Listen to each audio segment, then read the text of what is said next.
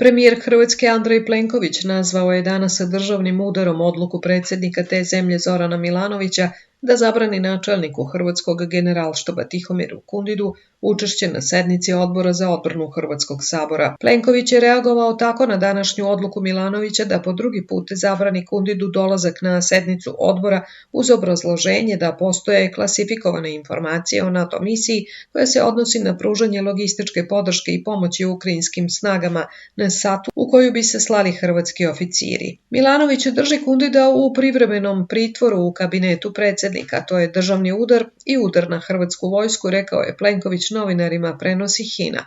Kundid je bio pozvan na odbor kako bi poslanicima objasnio okolnosti slanja hrvatskih oficira u Nemačku u okviru NATO misije za pomoć Ukrajini.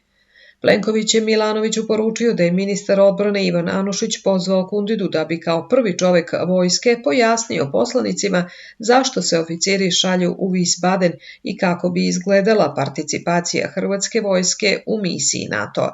Zbog Milanovićeve zabrane Plenković je poslao poruku generalima, oficirima i vojnicima, navodeći da to što Milanović radi Kundidu radi svakom od njih ponaosob. Ne poštuje vas, ne da vam da kažete gde to dvojica vaših kolega i oficira trebaju ići, rekao je Plenković, javlja Tanjug.